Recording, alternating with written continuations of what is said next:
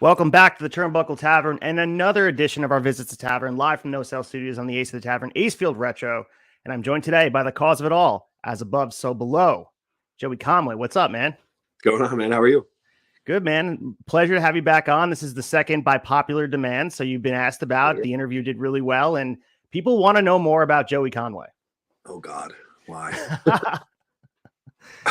So what's been going on, man? I mean, last we spoke was November. You and I have met up at a few shows. We've definitely caught up. We were at Psycho Circus together. But how are you doing right now? I mean, we're about halfway through 2023. It's been my it's a weird year, honestly. Last year on 22, I ended hot.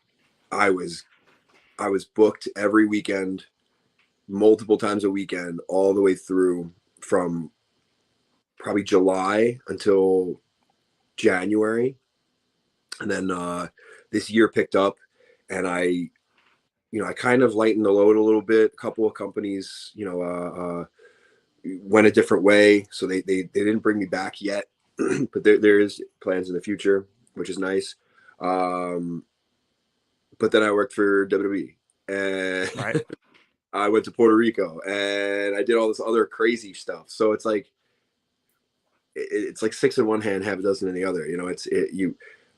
I'm still wrestling every weekend, but it's a slightly lighter schedule, which is kind of nice, kind of not nice in a way, but I'm having a blast. This is my most wild year so far, for wrestling, at least. It's been awesome.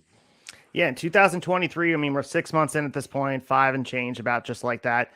More experience, different things, as you mentioned. The bookings look different, and I think you're fine tuning where you're going to be. And I think we're seeing that. And this past weekend was awesome. See, this has been something that's been in the works for some time. Full Faith Wrestling announced their show. It seemed like forever ago, and it finally came here in May. You work Little Guido. Awesome. You cut an epic promo, which I saw on Twitter. I didn't see, you should post that. The guy who interviewed you, whatever. That was a great promo when you kicked him out of the shot. I was going to put it on here.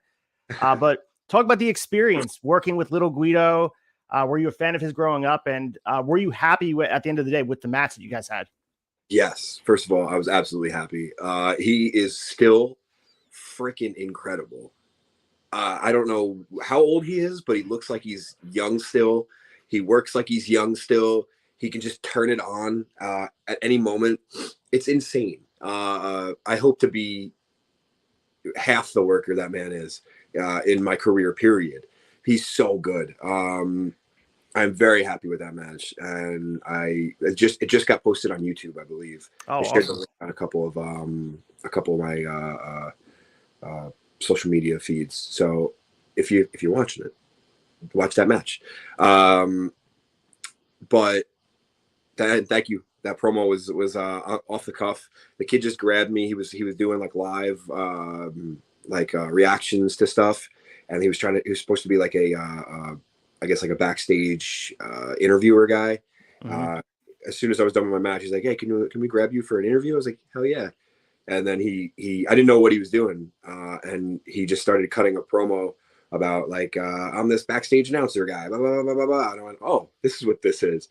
And I kicked him out, and I just cut a promo because I don't know. The dude didn't, like, he didn't know me, so he didn't know what to. I knew he wasn't gonna know what to ask me. I had a blast. I beat the shit out of him. Me and the Slime Balls took him to Slime Ball City, and we came up with a W. Yeah, I love it. I'll share that promo. I'll make it a reel, put it on my page so you guys can see it. I'll clip it as long as you don't mind off your Twitter, Absolutely. Joey. Just yeah, Twitter. Hell yeah, fuck yeah. I was gonna say, if you're gonna put it on Instagram, just collab with me. 100%. We'll make a collaboration post. And let's talk a little bit about Full Faith Wrestling, because I know that a lot of people aren't familiar with what they're doing, and talk about how you got involved. Like I said, that show was announced. It felt like a year and a half ago, and the show was May 18th. I remember seeing the date and being like, they're announcing this in October. But what is that initiative like? I know Brother Greatness is involved, Slime Balls, as you mentioned. There's a couple familiar faces, but I guess talk about a little bit how that show came together. That show is awesome, man. It's a benefit show. It's Full Faith Wrestling, right? It's a I believe Christian based or Catholic based. I'm not sure the religion exactly. It's a I guess it's called a parish, or it's they run it as a benefit for multiple. Every show is a benefit. This show just happened to be a benefit for the wrestling club, which is awesome. It's a group of kids that are from the Bronx, I believe, and their teacher just started a club in their school. If nobody knows, I'm sure everyone that watches this knows who they are. They are very famous now. They their videos get hundreds of thousands of views, and as they should. But this was a benefit for the wrestling club, which was so cool. And the kids were there, losing their minds from start to finish. So every show that they do is some sort of benefit. It's a great cause. I am the devil. I don't know where I fit in that, but I guess I'm like the Sheik. I'm like the ultimate bad guy, which is fine by me. I don't mind at all. But it's such a rewarding, promotion to work for, which is very nice. Yeah, and definitely looked interesting. If you guys check out that match, Little Guido versus Joey Conway on Full Faith's YouTube page, check it out. I'm curious to check it out myself. I didn't know it was posted. I'm very excited to check it out. But let's fast forward to one of the highlights of 2023 for you, traveling to Puerto Rico. I mean, working CWA Lucha Libre on your first international circuit. Saw some pictures, saw some experiences. You and I spoke about it a little bit. But first of all, how did that come about? And what are your takeaways from working in Puerto Rico? I mean, they're in the news right now in wrestling too for what happened at Backlash and their crowd experience. You felt it firsthand.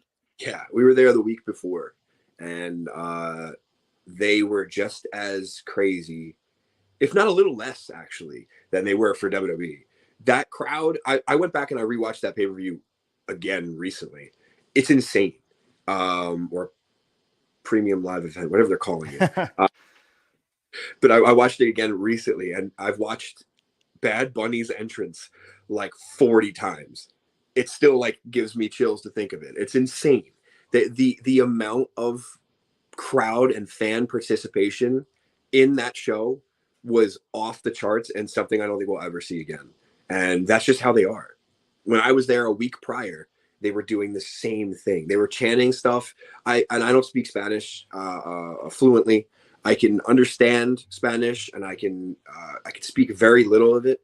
But I like learned in school, so it's like Spain Spanish. So it's not like Puerto Rico has a different dialect. Right.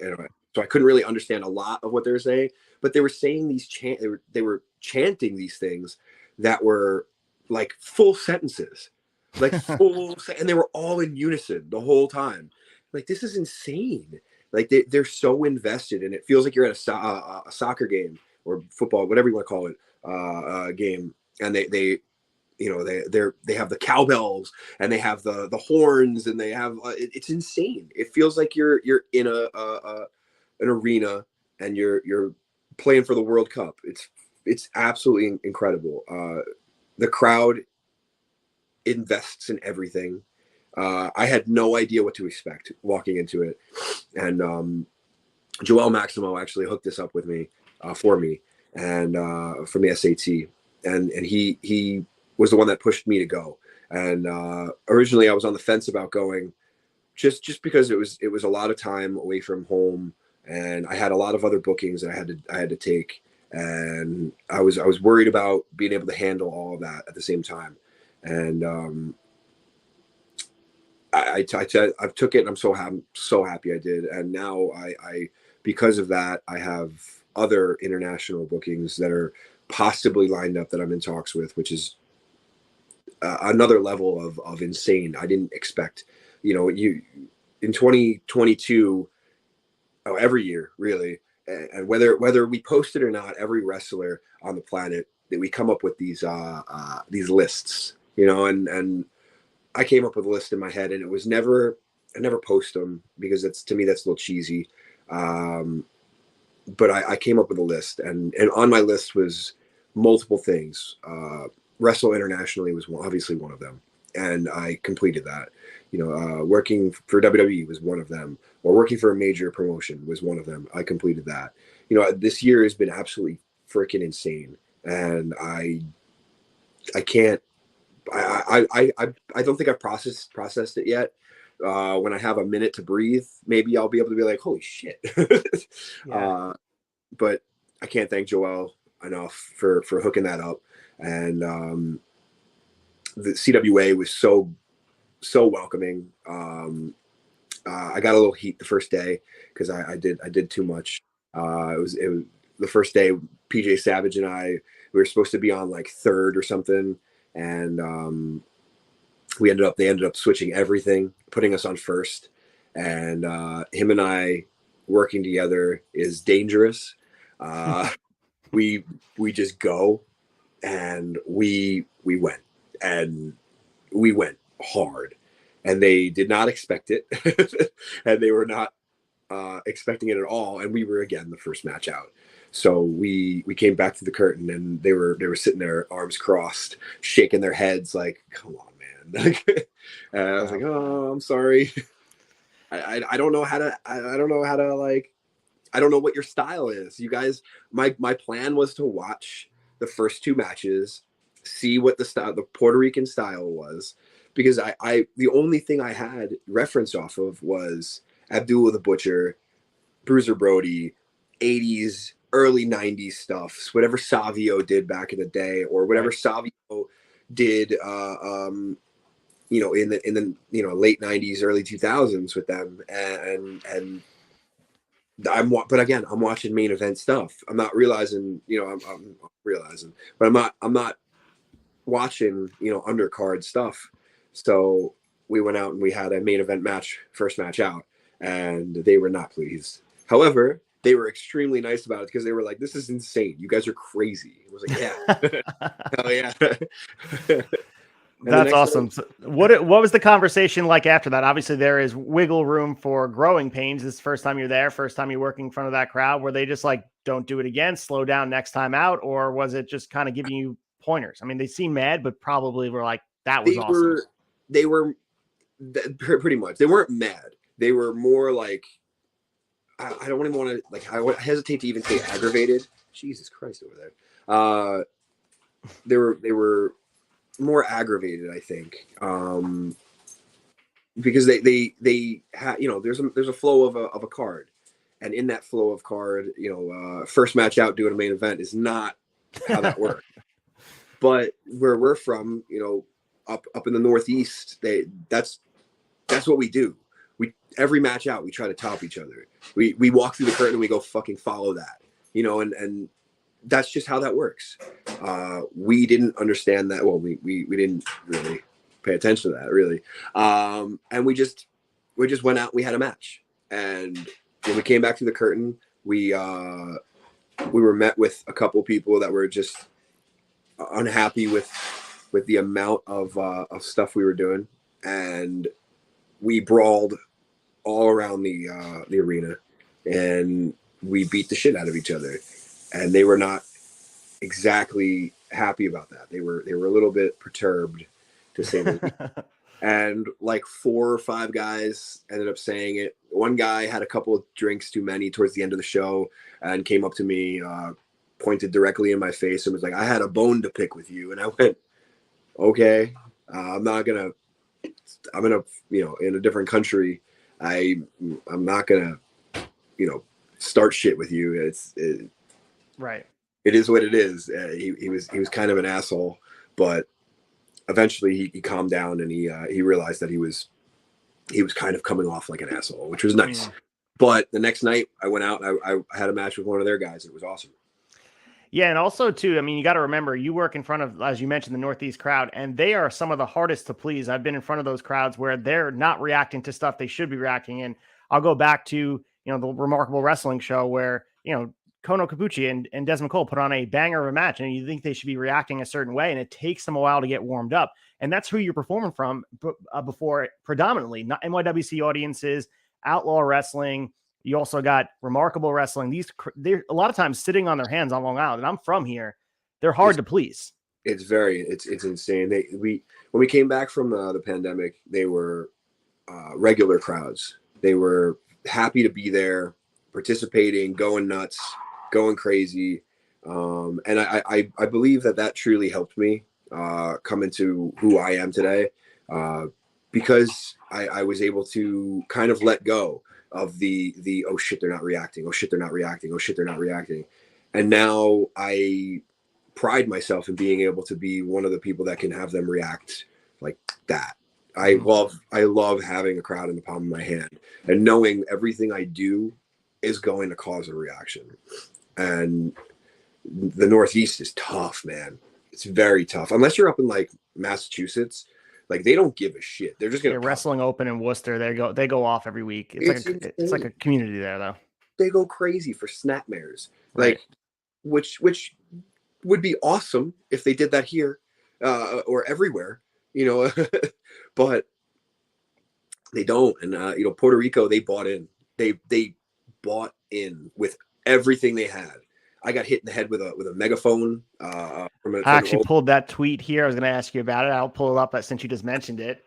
I still can't believe an old lady smacked me with a megaphone. So, of course, we need context, Joey Conway. Give us some context about the old lady with a megaphone. So when we were brawling through the crowd, there's this older lady. She's she has all the tools. She has a megaphone. She's got a cowbell. She's got a horn. She's got all of her little like they have these like clacker things that you can. It's like a New Year's Eve thing, you know. Like you have all these sound makers. She's got it all. She's got every single one of them. And when you come out and you're the baby face, she blesses the baby face. Oh wow. She's not part of the show, but she's a fan that's such a mega fan that she like reaches up to you, grabs your head, blesses you. And she cursed me. She blessed PJ, she cursed me, and then when we brawled through the crowd, she hit me in the back of the head with a megaphone. I was like, what the hell? And she was cursing me out and saying stuff that again, so fast. I can't understand when I can't understand Spanish when they're speaking so fast. And she was just constantly like in my face, just yelling at me. And I was like, this is awesome. But as we're brawling through the crowd, she's following us just with the horn, the megaphone, yelling in the megaphone. I'm like, this is how wrestling should be, man. Yeah. She bought in so hard that she's just having a blast. You know, everyone around her is having a blast. They're enjoying what they're watching. They're enjoying what they're experiencing. They're part of the show. They make themselves part of the show in the best way possible. You know, like sometimes crowds can try to hijack a show and then it becomes shit. It's just a crowd trying to get themselves over. But this crowd was not that way. And that shit ruled. That I've never experienced a fan like getting that deep into it, and that for sure was something different, and I want that more now. So that's my new, like, I don't want to get hit in the head with a freaking megaphone, but that's my new like goal is to get everyone to be that invested in my stuff.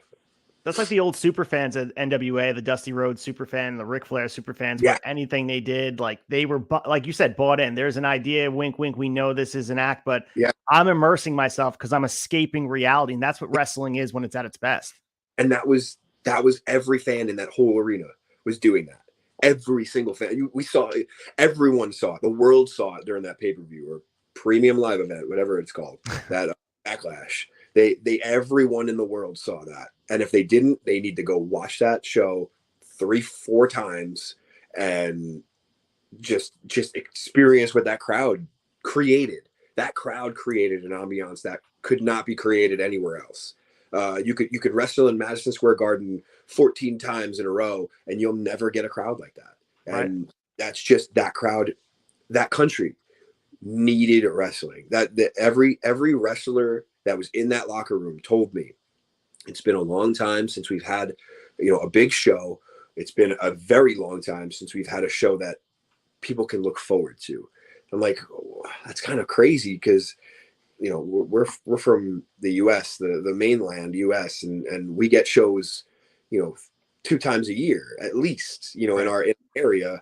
And with AEW, it's, you know, 4 times a year with, you know, major companies. So like we're oversaturated, and we're, you know, we're given so much that it's kind of crazy to realize that they, you know, these people, they haven't had shit since the Elimination Chamber, you know, and what was that, 2003 or some like 2005 New Year's 5. Revolution where Edge cashed in. Yeah, that's Yeah, a long time ago.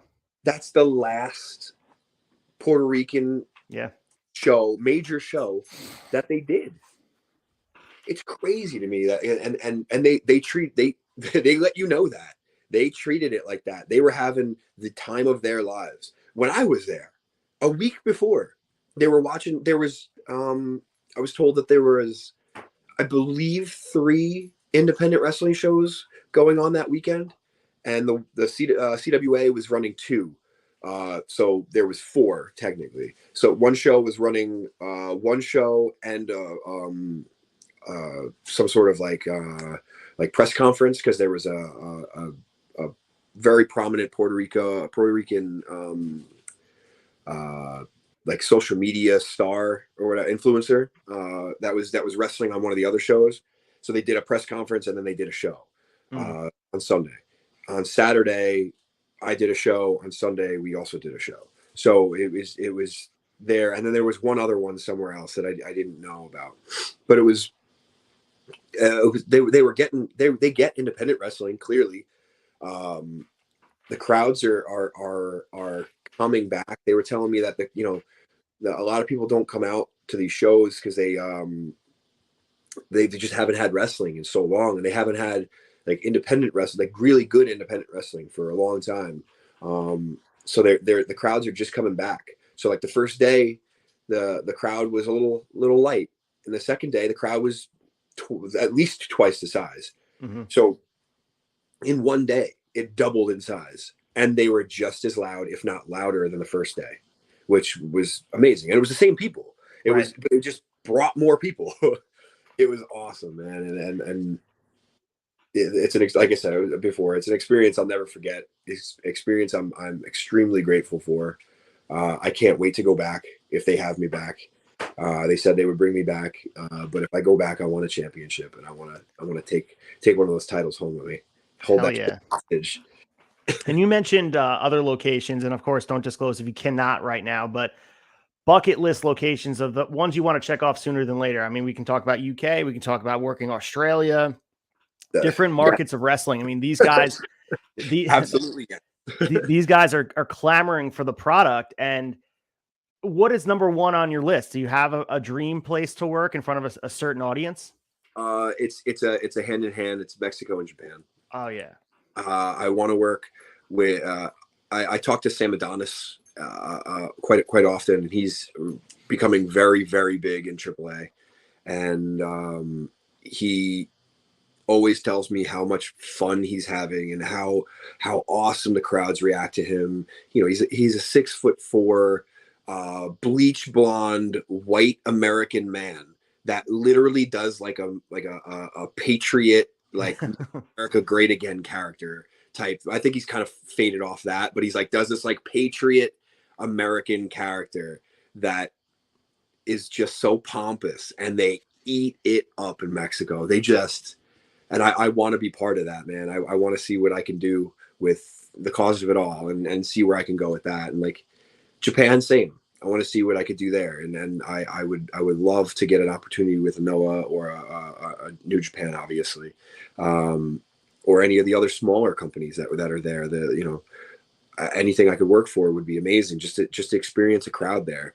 You know, you're always told, you know, how crowds react to places, but when you get there, you don't really, you know, like you go, oh yeah, like I was just told that. And then sure enough, 9 times out of 10, they react exactly the way that you're told they react. And you have to figure out, it's a learning experience. And I treat wrestling no different than, you know, anybody treats, you know, a school, or, you know, when you're learning a craft in general, you're always learning, you're always getting better, and you're always trying to find new ways to get better and reasons to get better. So finding that crowd that's completely different than the Northeast, completely different than, you know, Florida, completely different than, you know, Ohio, Midwest stuff, all the places I've worked, you know, like Puerto Rico, completely different. I had to figure that crowd out. And by the end of the second match I had them wanting to kill me. And I love that. Like, they wanted to hurt me, but they were terrified of me because I would turn around real quick and they would all scatter, just just run away. It was insane. Uh, it reminded me of like that, and I'm not saying I'm anybody like him, but like you know, when Sabu used to just jump in the crowd and people would dive away, you Right. know, or Bruiser Brody used to do it. You know, he would walk into the crowd with his fucking shit, swinging it, and they would run, and that's what it felt like. And I was like, wow, this is it's nothing's changed here. They really truly react the same way, you know, and Japan or Mexico would be obviously top of my list. I also would love to wrestle in Australia. I hear their crowds are insane. I just did a cool like seminar with a guy. He wasn't doing the seminar. He was part of. He was on my end. We were both doing the seminar, and he was from Australia, and he was telling me how, you know, how the indie scene is and how the quality of talent has exploded, and it's just they're pushing quality after quality after quality talent constantly, and I want to be I want to wrestle the best. So anywhere where somebody's going to say that, oh, there is the best here, I want to be there. And it doesn't matter if it's Australia, Japan, Mexico, Germany, the UK, doesn't like South Korea has a pretty small but rabid fan base. You know, like, it doesn't matter. There could be, I don't know, Ohio. I don't care. If there's the best there, which is hilarious, I said Ohio. If there's the best there, I want to wrestle them. You know, and I hope that I get an opportunity to work, even Ohio, I guess. I love that we're bringing back sort of the Eddie Guerrero, Chris Jericho mindset of prior to getting to really the big promotion at the time, WCW and WWF. Now it's obviously AEW and WWE. Going to Japan, going to Mexico, working these other places, and getting like an eclectic sort of styles. Because I think that honestly is what speaks to Jericho's adaptability nowadays. I mean, he's one example of it, but he's a guy that can work any style. I mean, look at him in Japan, as you mentioned. He puts the fear of God in every single one of those people when he brings out that Painmaker gimmick. I love it. But he can also be a likable baby face too at the same time. So it's a very delicate balance that he learned on the fly, like you learned in Puerto Rico. Yeah, and that's one of those scenarios where it's like, I don't think that the mindset's ever left. I think I think deep down the independents have always been that way, and especially this generation of people. Like I when I came up,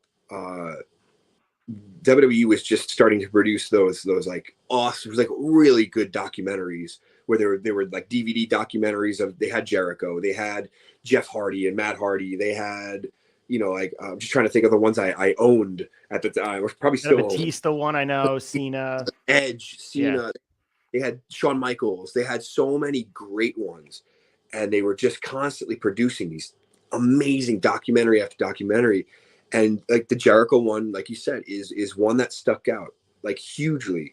You know, dude lives in Canada and wants to wrestle in America, but skips America to go to Mexico, and then goes to Japan, and then comes back to Mexico, and then gets signed to a WCW contract or ECW contract. Not even signed, just used. Right. You know, like that's what we're doing now, and again, and we're still doing it, but I think it's more prominent. I think more people are getting more opportunities in different countries that that we're finally able to show that, you know, there is a huge base of fans in this entire world that want to see American wrestling. There's a huge base of fans that want to see Mexican wrestling. They want to see Japanese wrestling. They want to see UK wrestling, South Korea wrestling. They want to see South Africa has I think it's South Africa has a huge fan base, and they have, I think they run like maybe 2 shows a year, I think. Like India, another spot. You know, these places are popping up and they're popping off. Honestly, they're bringing in talent that's insane. Chris Masters has been to every place on the planet. Like, let's be real. This dude is, every time I look at his social media feed, this dude's in another country wrestling somewhere I didn't even know they had wrestling. Like, these are incredible spots, and I think that's speaking to the need for pro wrestling right now. Like, WWE really cultivated something in the years when they had nothing. There was nothing. There was no alternative. And in those years, I truly believe we got back to the territory, you know, in a sense, because we don't have territory days. Obviously, I wrestle for, you know, 14, 15 companies, whatever it is. So like I would be stuck to one company if it was territories, obviously. But I think we're coming back to a time when, you know, we're able to go out and catch this, you know, audience in a different country, learn different styles. If you're open to learning it, you know, some people are going to go places and, you know, they're going to learn nothing. And that's fine. That's up to them. You know, like, that's not me. You know, I want to do the Chris Jericho thing. Cause again, I watched that documentary and this was before I was even in the wrestling business. Right. And I went, that's what I want. That's exactly what I want. I want to be like that because truthfully, I want to travel the world as just a human. As a human, I want to travel the world. And to be able to do it as I'm wrestling and doing something I absolutely love and I'm completely obsessed with, there's nothing better than that. You know, the only thing better is if I could bring my dog. And I guess my fiance, we can whatever. So and Nick Khan did like one of those investors meetings the other day. It's funny you mentioned India. They didn't announce the show, but apparently a lot of the PLEs, and we look at the next slew of schedules, we're going to obviously have the Saudi Arabia show coming up this weekend, but they talked about, you know, UK shows. They want to do, the UK is having Money in the Bank, and they talked about India specifically. And we see the analytics and Instagram following that India has for WWE, and they're clamoring for that product. So I'm curious. And now the bar is set for these different crowds. I mean, we look at Clash of the Castle last year in September, looking at these crowds, and they're going to try to one up each other, and they're going to try to have people come back because, you know, when you have a first impression of a crowd, a lot of times WWE has blacklisted cities, whether they say it or not, in America that they won't come back to because they don't react. And I believe New Haven, Connecticut is one of them because they don't react the way they want them to. And that's a reason why they usually don't go back to those places. So this is their chance. This is our rehearsal. Come back here, and here's why. And they're going to go back to Puerto Rico, and they should. They should, absolutely should, because that crowd was so fun. I want to see them go back for like a Monday Night Raw, SmackDown, like tour. You know, the island's not big at all. You can run one building, you know, and do Raw, SmackDown, and then a big pay-per-view. And that would be insane to have a week of that crowd. It would be you can't match that. But if you have crowds like India's going to react. Oh, yeah. India's going to go bananas, and that is something I can't wait for. You know, I want to see how they react. I want to see what they're into, because they like different countries. Excuse me. Different countries that you're boring me. Different countries are into different shit. You know, like so I want to see what they're into, and I want to see like what they, you know, what they're reacting to. Because while WWE, they're into WWE, obviously, but what in WWE are they into? Are they into the character stuff? Are they into the wrestling stuff? Are they into the real wrestle stuff? Like, are they into the real intricate technical wrestling shit, or the high flying stuff? Are they into the dark characters? Are they into the, you know, the lighter characters? Are they into the comedy stuff? What are they truly like? The analytics say that they're into it. Do they say what they're reacting for? Not until we get there, or they get there, you know. And I have no clue. Like I said, when I went to Puerto Rico, I looked stuff up, and the only stuff I could find was main event stuff. So I knew what they would react main event wise. And again, this is 10 years ago. I'm not really seeing like a crazy amount of stuff their social media, you know, I did have a conversation with a couple of a couple of people about changing, you know, making sure that their social media is up to date and really, you know, on par with, you know, social media everywhere else, you know, because they weren't doing much. They were running these shows once a month or once every couple months. Again, I don't understand what's going on. Excuse me. Once every couple months, and they were drawing the same crowd every single time, and their social media was shit. I'll admit it. You know, I'll say it, and I hope I don't offend people by saying it, but it's, you know, you call a spade a spade. If your social media is garbage nowadays, and your presence on YouTube or your presence on, you know, any social platform is shit, you're going to be reacted to like shit. You're going to be treated as if you are just starting out and creating something from scratch. And you know, that's something that I learned within the last 2 years. Honestly, I upped my amount of posts, my engagements on all of my social media, just to see if, you know, what would happen, and it worked. You know, I gained in the last 2 years. I gained just off of like grassroots garbage. I gained like, I don't know, 1,000 followers in a year, and to me that's really good. Yeah, You know, for sure. not paying for advertising. Maybe I should be, and that's something that I can look into in the future. You know, I'm not, but I just want to see if I could do it myself and see what happened. But 1,000 followers in a year seems to be, you know, that's pretty good, and that was steady. It was, you know, I would lose a couple, I would gain. You know, if I would lose 3, I would gain 5. You know, and that, so I would see the numbers fluctuating, and not, you know, you're looking at it every day, so you're not seeing like, oh man, I'm really gaining followers. No, you don't see that, because you're losing 3, Right. and then the next day you gained 2 more. Next day you gain 3 more. So now I'm 2 ahead of what I was 3 days ago. You know, so it's and that's just, I'm trying to learn as well. You know, social media is not a easy thing. They change the algorithm every other minute of the day. So, you know, Oh yeah. how hard it is. No, it is hard, and it is important for these indies out there and all bigger companies too to show off what they have going on. There's a lot of them, and I can even talk about GCW's Instagram. It's hard to follow. They post a lot, and it's, in my opinion, I'm a big Game Changer Wrestling fan. It's disorganized to be able to find what events coming up next and who's going to be where. It's like they post almost too much, but you just have to have an organization of the product you put out there. And like you said, it has to be consistent with what you're putting out. People need to know you're showing up to whatever venue on a certain date and prep it, because that's, no one's going to know. It's not osmosis. No one's going to just know that you're going to be there.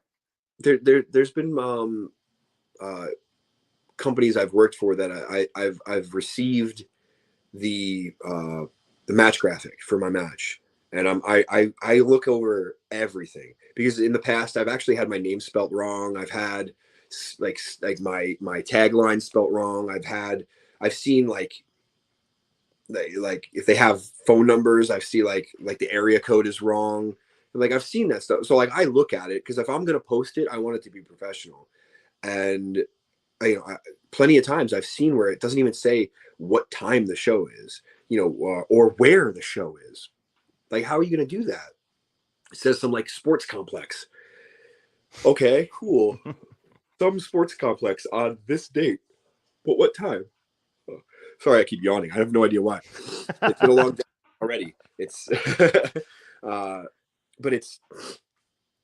there's plenty of companies that you know, and it's not their fault. They're producing 10 match graphics that, you know, just rattling them off, just boom, boom, boom, replacing the face, replace the face, replace the face and the name. That's it. And you know, I've caught it a couple times where it's like, I don't know what time do I even need to be there? Is it an afternoon? Is it an evening show? Like what time? What time are people showing up at these doors? And I've messaged the promoter multiple times and be like, can you fix this so I can post this? Because I'm not going to post it if it's a half-assed poster and it looks unprofessional. And to be completely honest, I treat my DMs like a business. And I'll answer people, you know, all the time, but I try to keep it as professional as humanly possible. And you know, I don't want to get overrun by what time is the show? What time is where is the show? Where is the and I'll be doing something and I'll catch what time is the show, because then I feel obligated, because I am obligated to sell tickets. Right. I'm on your call, I'm on your show, so I should be drawing something, and I should be promoting the show. I should be helping create buzz behind the show, and it's part of my job. So I have to respond to these people when they could be asking me better questions, and it's not like it's a bad question. It's a valid question of what time is the show if it's not on the poster, or where is the show if it's not on the poster. But they could be asking me better questions like, oh, who else is on the show? And I could rattle off 10 other guys that there might be like, oh, Ken Broadway's on the show. Shit, yeah. I haven't seen him wrestle. I see him online all the time. Gabe Sky's on the show. Oh shit, I haven't seen him wrestle. I want to see him wrestle. Right. Jesus is on the show. I haven't seen him. Right. I could be answering those questions and promoting those questions, promoting those matches as well as my own, not just where is the building and what time is it. But that's what some of these companies run into. That's what CWA was running into. They were not so much the poster was a big one. I had no match graphic walking into that building. I had no graphic at all. I didn't even know the show was, if it was an advertised show. So I was like, hey man, like, can you make up like something so I could post it? So I could, granted, I don't have, maybe I do. I don't know. I don't think I have fans in Puerto Rico. Maybe I do now. I hope.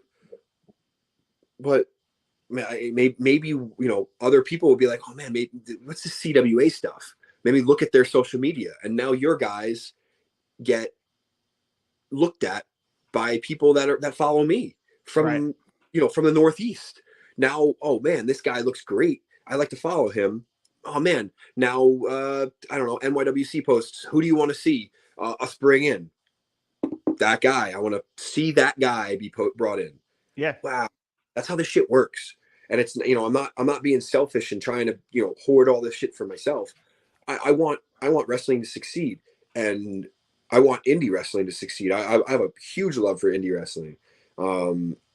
Not just because I'm in it, but because I'm learning still from it, and I want to be also included in that. You post a graphic of me, selfishly, of course, I want people to be like, oh, who's this guy? Who's that guy? Oh, let me look him up. Oh, he's a fucking devil. He's a piece. Yes, that's me. I want you to oh, maybe, maybe I want him to come to my town. Cool. Now I get booked in somewhere. That's how this stuff works. And like CWA was a big example of it. Like their YouTube was iffy at best. Still is. It seems like they're going to post more stuff when they're done editing those shows, which would be great though. So I hope it is. Cheap plug for me. If you guys are looking for match graphics, you are an independent promotion. I do make match graphics for Remarkable Wrestling. You guys can check those out. I made it for other places. I make it for some other, the other independent wrestlers looking for booking inquiries, that kind of thing. So if you guys are looking, I have a No Sell Studio. Check it out. It's on there. I'll post it in the link here. But you're right. It is an important piece of wrestling that people take for granted. If you go and see match graphics for a show, for me as a fan watching it, it makes me feel like it's lesser than if the match graphics suck. And if it's a match graphic that they're just banging, they're awesome. A lot of times it can raise the product and it brings you in the door with just the match graphics. So it's worth the investment. I have on my wall, I have 2 just match graphics sitting on my wall, but I think 5 other ones that I need to frame just because they're cool. They look awesome. I get a match graphic every weekend, which is, not bragging, but like, knock on wood, I'm very lucky to have that. But I get a match graphic every week. So it takes a little bit to like, man, that match graphic's really cool. Like that's different. That's something, and it takes something to do that. And when it does, you said it elevates your product. We came up at a time in the late 90s in the Attitude Era and like early 2000s and like 2007, 6, 5. Those match graphics for WWE were insane. They were putting out like the coolest, like Shawn Michaels doing this shit. Like we all know what he did. you know, we all know those moving match graphics. We all know those. And, you know, but those are memorable. Those are absolutely like bringing people in the door. And like I said, I think I have 5 unframed ones right now, maybe 4, that I need to frame and throw on this wall. Because it's just, it's not even about me. It's just cool stuff Yeah. that, you know, has happened in my wrestling career, and it looks cool. You know, like I'm looking at, you know, the first ever Psycho Circus I did with NYWC. There was a lead up for it, and it was Tour de Circus and Sideshow, and they're literally, those are the 2 that are framed, and they're not really match graphics. They're more show graphics, like show promotion stuff. Mm-hmm. And one of them is, I was part of a group called the Deadly Sinners, and it was we did a wanted poster with all of us. We're 7 deadly sins, 7 deadly sinners. There's 7 of us plus Crusher Dugan and Brian Vitko, and they're sitting in the front, and we're all like paint, because circus is about clowns. We're all half painted in clown makeup, and it's such a cool wanted poster. It looks like an old timey Western poster. I had to hang that poster. You know, there's, you know, the Sideshow poster. You know, it's me. It's Jolly Roger, which was Tyler Murphy, Joe Attell, Joe Gacy, and Mikey Whipwreck. Like, that poster is sick. Yeah. Sick. Like, that can elevate your show. And I hope anybody listening really understands that and sees that. So last we spoke, you just mentioned NYWC. You were Fusion champion. That reign ended after 301 days, which is the 3rd longest reign behind Michael Mistretta and Stockade. I love the match you have with Dan Barry at Psycho Circus. I thought it was a great finale to that reign. And I personally thought the prestige of the title was raised with that reign. I loved what you did with it. But what were your overall thoughts on the reign and what that meant to you as far as being Fusion champion, everything that went into it? That meant a lot, man. Honestly, it was my first singles title I ever won. I believe. No, it wasn't. Was it? No, it wasn't. But it was. I won. I'm still currently the EAW World. Yes, you are. So that was the first one I think I won. Maybe, I don't know. It wasn't. Yeah, I won the Fusion title first, and then I took the EAW title from Rex. So right, that's true. Mm-hmm. Fusion was the first singles title I won ever, and it meant a lot because it was, and I'll, you know, I say this a lot, and I say this a lot about titles. It was a title I wasn't supposed to win. You know, I there was a lot of stuff that happened in the past, pre-pandemic, that allowed me to believe that, you know, I wasn't supposed to win a championship, and I wasn't supposed to represent a company in any company, you know, in multiple companies. And I am very openly saying that I've always said I was a shithead back in the day. I'm a shithead now, but it's a different type of shithead. So, you know, it's a title I never thought I would win, and it was a title I always looked at. You know, even as a fan, I would go to NYWC shows, and I would see like Nice had it, or Papadon had it, or Alex Reynolds had it, or, you know, Rex Lawless had it, or, you know, these people had this title, and they went on and did crazy shit, awesome stuff, toured the world, you know, and worked for major companies, and done awesome stuff, and raised the prestige of that championship. And I think for a while, that title was, you know, passed around and hot potatoed a lot, to the point where it, you know, it truly became a secondary, even, you know, thirdary, if that's even a word, title to even the tag titles, you know, and the tag titles were amazing. The people that held it were amazing. So it's not a knock on the tag titles, but you know, people would look forward to every title except for the Fusion title, because at some point, you know, and that's my opinion. And then, you know, Mistretta had it, and Mistretta held it for so long, and it meant more, and he lost it. And then Willow had it, and Man Bun Jesus had it. Man Bun had it, and then Willow had it, and I beat Willow Nightingale. And I think that catapulted me, and that is what helped me create a title that meant something. And you know, I was on a mission make that title mean something, really, really mean something, because I'm a big Intercontinental Championship fan, and so growing up, that was always the workhorse title. And I took that for real.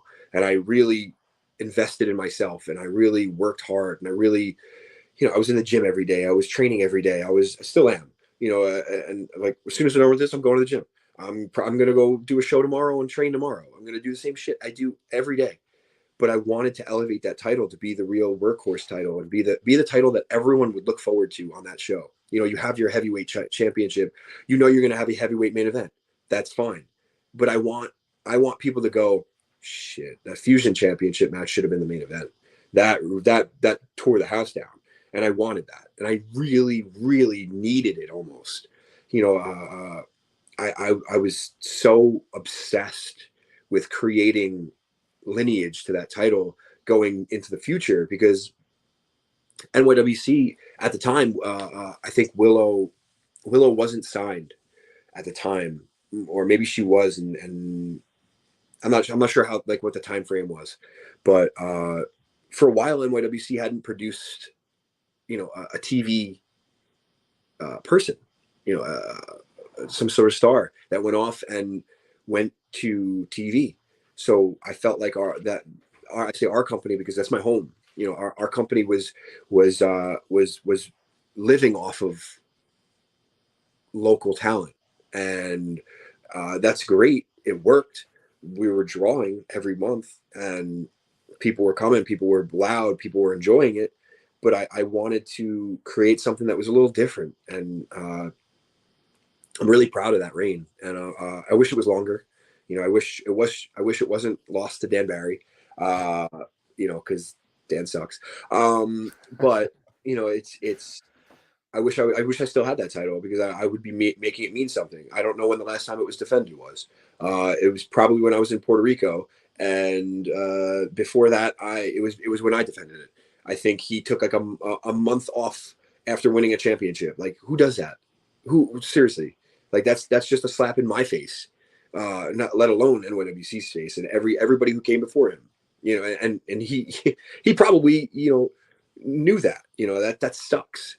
I don't want that. I want that title to mean something. And if that means I have to take it back, I have to take it back.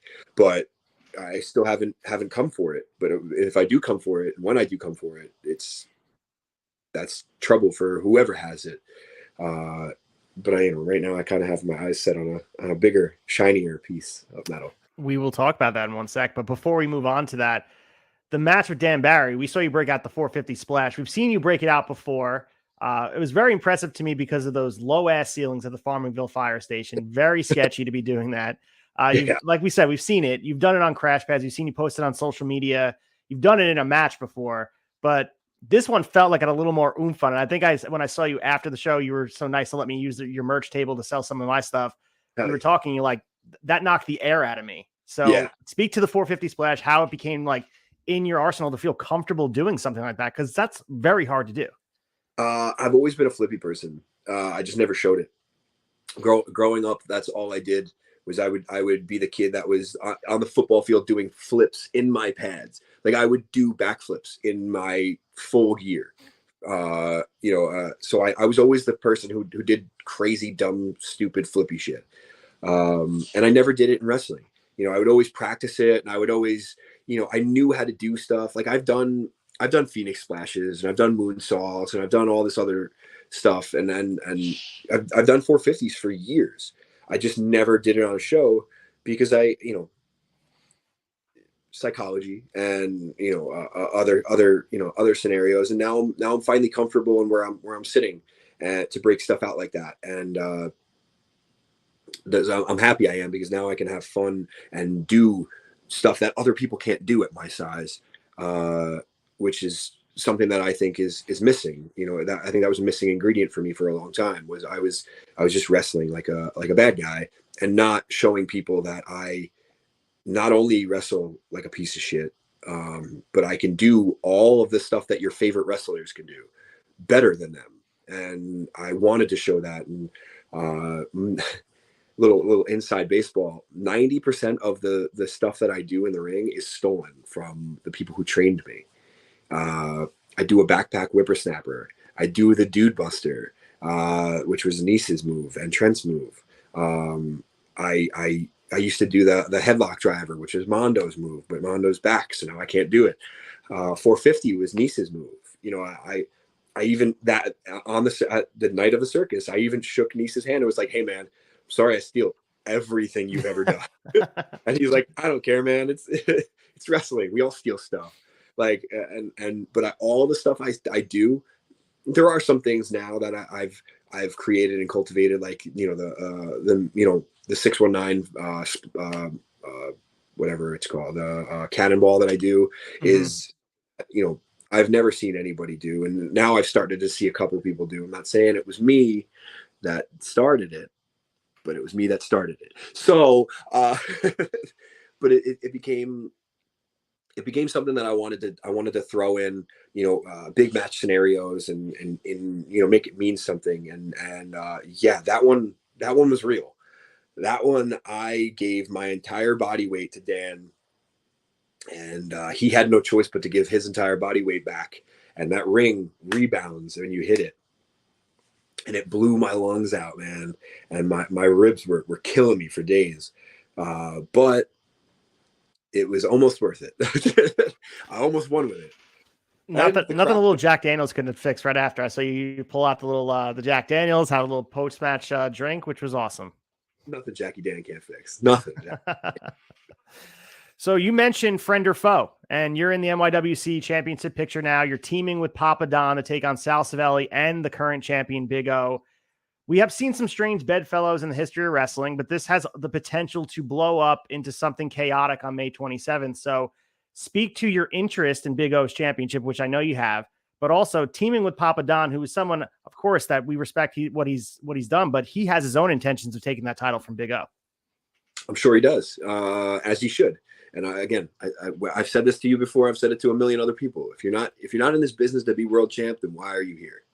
I want to be world champ. I want to be a heavyweight champion. I want to show that title specifically is the title I should never get my hands on. I should have never got my hands on. And that was real. I was never, ever supposed to be in this picture. And I forced my way into this picture. With that Fusion title run, I proved I belong where I belong, and where I am, rather. And Papa Don and I have teamed multiple times in different promotions, so I'm not really worried. And that's the fun part. I'm not worried about him turning his back on me. I don't believe he's worried about me turning my back on him.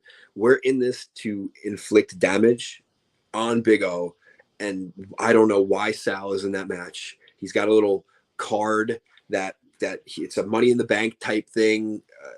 I don't know why he just doesn't cash it in. He's an idiot for not. I gotta watch out. And if he does cash in, guess what? I'm right there to pick up the pieces the next month. I'm going to take that title right from him. It doesn't matter. Whenever I have a nice little there's a fact that hasn't been kind of brought to light yet. And it's every time I fight for a championship, on the first try, I win. I have never lost on my first try. My tag title, my EAW heavyweight title, the Fusion title, I never lost on the first try. That's it. Give me one shot at that NYWC championship. I'm taking it. And I'm holding that shit hostage for as long as I can. I'm beating Apollyon's reign. I'm beating all those other reigns. I'm not letting that one go. And I'm not letting people like Dan Barry come and push their way in to this title picture. It's going to be real people who really deserve it, because Dan wasn't around for so long. And I'm still bitter about it. Still angry that he even got an opportunity at me. And I let my guard down, which is truly what happened. I let friendship that used to happen, that used to be, into that match. And that was stupid. Keep friendship and business separate. And that's something I learned from my Fusion title reign. And that's going to go into that NYWC title reign, because I'm not going to lose. Let's be real. I'm truly confident in what I do. If I have to beat Big O, if I have to beat Sal, if I have to beat Big O, Sal, and Papadon. I'm sorry, Papadon. I got to do it. I'm sure you understand. And I'm sure he feels the same way, and I understand. We have a mutual respect for each other. We both hate the world, honestly. Like we hate the same things. So it's a mutual hatred for the world that we bond on. And I don't have any qualms with saying what my intentions are, because again, I'm not a liar. I've never lied in my life. I've never lied in the ring. I've never lied to the fans. I've never, ever lied. You can look back on it. Any promo I've ever cut, I've said the truth. Every single time I get on a microphone, I've said the truth. Whether they want to hear it or not, they don't like it. The truth hurts. And I've said it a million times. And I purposely go out there and I say, like I said, I might be a piece of shit. I might be the devil. However, I don't lie about what I do. My intentions are obvious. My intentions are blatant. I don't beat around the bush. I want that championship, and I want it now. The fact that it's a tag match is a joke. I'm gonna win that match, and next month in June, I'm taking that championship. Or July, whenever NYWC decides to give me a championship title chance, which I've never had for the NYWC heavyweight title, obviously, because I would have it. I've never lost my first attempt at a championship, and I'm looking forward to it because it's a title I should have never had. Should have never had the opportunity to be in a match for, and a lot of people tried to keep me away from this title for a long time, and this is just shoving it right in their face. I'm gonna flip them off as I win that title, and I leave Big O a mess in the ring. I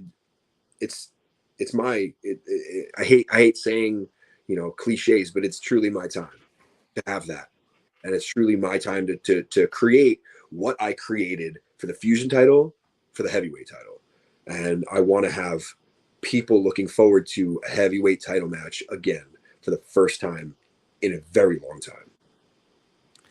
Well said. And staying on NYWC, we saw the Slime Balls accompanied to the ring for Full Faith. They've been sort of loose associates. You guys were a trio before, and you guys have obviously been associated. And you watched them grow over the course of these couple of months here since I last spoke with you. NYWC, they're in CZW now, teaming with Mistretta some of the time. Of course, Remarkable. Last month, we were there together. For those new here, they've been on Visits the Tavern. They've been on my show as well. Let's hype them up for the uninitiated. What have you seen from the Slime Balls, and how have you seen the growth from Tommy and Sage? Those little pieces of trash are the best. they are. Tommy is just a untapped talent, and he doesn't even know it yet. Sage knows it. He knows he's untapped, and that is a absolute dangerous combo. They are exactly what they say they are. They're the Slime Balls. I like to I hope that I've rubbed off on them a little bit, and they're following my ways of being trash to succeed. And I hope that within the year, they find themselves in a title picture, which they sorely deserve because they are incredible. They haven't been doing this for very long. I think they both started in 2020. And if you watch their matches, that doesn't look like they started in 2020. That's 3 years, maybe not even 3 years. It's because we had the pandemic. These kids are so good, and it's only up from here. And I don't think they're teaming with Mistretta. I think they're teaming with Milk Chocolate. And that is correct. Yeah, I think Sal and Mistretta are doing their thing in yes. CZW. Yeah. Sal should just stay in CZW and YWC because I'm going to punch him in the face in his stringy ass hair. I'm sorry, hair. It's I got no choice. But again, Milk Chocolate and them. I have a loose association with milk chocolate. I Dark was chocolate. Yep. part of milk chocolate for one match. We did a trios. We did a that's actually how I lost the tag title, which is not fun to bring up. But however, I was part of milk chocolate, and they can't deny it now. You can't deny it. But yeah, so it's actually fun for me to watch Sage and Tommy and milk chocolate, or just Sage and Tommy in general, go off, and the slime balls are they're going to be something big, and I cannot wait for them to continue to evolve, because they do every single time I see them. They're evolving. They're getting better. They're more vicious. They're more violent. They're more of a tag team. These kids were friends since they were kids. I mean, they're kids still, but like barely able to walk. Like that's when they were friends. They were Edge and Christian friends, like forever. So they have something that other people do not have. They have literally a bond of a lifetime. Like that's something you're not going to get with a lot of teams, man. And that's something that I think that they have that a lot of other teams don't have, that leads them to be so good and leads them to be so cohesive in the ring. They have so many like insane tag moves. They work so well as a team, and they're slime balls. They're willing to do whatever, whenever, however to take that win. And I love that type of person. I love it. That's why I keep them with me. Yeah, I mean they fit well, and like I said last time, I think the future is so bright for both those guys, and I think it's gonna be tag gold in their future. I know they're the EAW tag champs, but I think NYWC gold will be on their way soon too. I forget. Yes. But I think them and I, at some point within the year, I think we'll have the heavyweight title, and I think we'll have the NYWC tag titles, as well as the EAW heavyweight title. Love it. And W tag titles, and we'll just be dripping in gold.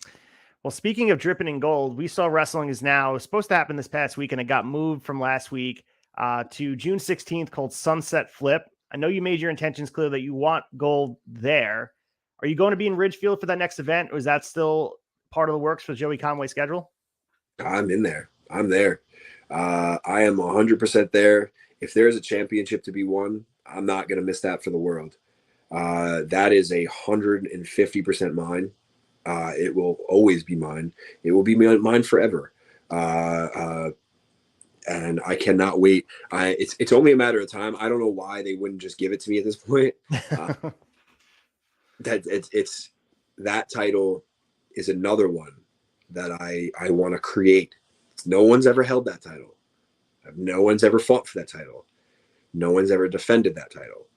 I want to be the first to do all of that. And by doing that, I want to make it mean something. And that's key. SAT is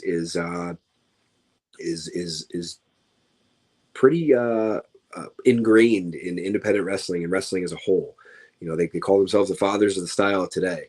And, that's their company. I want to take that title because the fathers of the style of today need someone like me to have that title. They need somebody who is almost I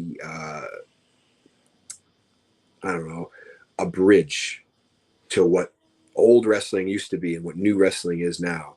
And the SAT they're a group that I hold extremely high in my opinion. I really value their opinions. I really value what they have put into this business, and I really respect what they've put out, and I really want to wrestle them with Sage and Tommy. So putting that out there, I want a trios match with them so bad. But I need to take that title because I need that validation, man. I really truly do. If it's SAT's company, that means that they're putting the stamp on whoever has that title, and I need that. I need SAT of approval, not just in the back in the locker room, or good job, good job, good job, pat me on the back. I know I need the world to see, oh shit, that's SAT's company. That is who's their champion. That guy, we got to watch that guy. So that title, what is it? The championship doesn't make the man makes the championship. I want to make that title mean something, but first I need to take it, and I need to hold it hostage for a very long time. I love it, and I'm looking forward to that event. Like we said, June 16th, Sunset Flip in Ridgefield, New Jersey. You can catch Joey Conway there. And as we wrap up over here, Joe, we were just above an hour. This is kind of a long, free-ended question here. If you had free reign, endless amounts of money, creativity, freedom, whatever it takes, to improve wrestling for the better, no red tape holding you back, what would be the ideal type of promotion you'd run? Would it be similar like to Lucha? Would it be something like a death match? Like, what would it look like? Maybe it's a mix of everything. Honestly, it would look like GCW. It would truly look like GCW. GCW is a awesome mix. I'm gonna use a cool word that I figured out. Amalgamation. Yeah. Joey Conway is not a dummy. It's an awesome mix of everything. You have the base god there, and I don't even know if he's allowed to wrestle there anymore with Ring of Honor stuff. Probably. And Uncle Tony has a whole bunch of he lets people do their thing, so I think he'd be back at GCW. But like you have him, and you have other lucha guys. You got deathmatch guys. You got technical wrestle guys. You have a mix of everybody. If that was the case, it would look something like GCW. I look at Brett Lauderdale and how he's promoted, and I like how he does stuff. I like that I've never met Brett Lauderdale one time, so I don't know how he is as a human being. I don't know. He's a promoter, so I'm sure he's a promoter. But he's clearly very smart to the business. He's been building that company for a very long time, and it's been awesome to watch. And that's what I think that's what it would look like. It would look something along those lines, or something along the lines of a mixture between that and Beyond. Those are two companies that are major companies on the independents. And you watch those, and you watch a PWG, another company that I would awesome. After you got these guys that are coming out, they're doing insane, untouchable things. But then you have guys that are doing untouchable thing like wrestling stuff. It's all a matter of I think mixing that stuff together, and that's something I would love to do. I would love to be in any of those companies. Really, I've wrestled for Beyond before, and I would love to go back. But a PWG or a GCW is something that's obviously on my list of places I want to work, and I hope that maybe one day I can. But that's a company I would build. Yeah, I would love to see you in like PWG Bola for the year, just like do that tournament and go out there and wrestle the best in the world. I would love to see that. But I mean, what you said about GCW speaks volumes, because a lot of people that don't watch Game Changer Wrestling, they assume it's the death match, the glass, and all that. But if you watch any of the shows, yes, that exists on there. Like Yameshita is going to have her ultraviolet match, but you're also going to get Jordan Oliver and Nick Wayne tearing it up technically and high flying. And as you mentioned, Gringo Loco, Commander was there as well. And these guys, it's become a breeding ground for future stars. And that's why AEW and even WWE are scooping these guys up, because wrestling is in such a great place. We can go on another hour talking about how it's thriving, but GCW is a great example of it. And I love that idea. I mean, you take that passion of wrestling and create a buffet and a smorgasbord for everybody to be entertained. I think you can't lose. You can't, if you offer everybody something, there's no reason that they're not going to keep coming back. Because not only are you going to offer them a little bit of something that they actually wanted the whole time. I love Lucha. They offer that. But they also offer this real technical stuff. And now the Lucha stuff I came for, but I now like the technical stuff.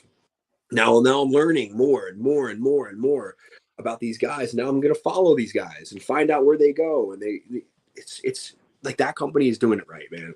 That company's doing it right.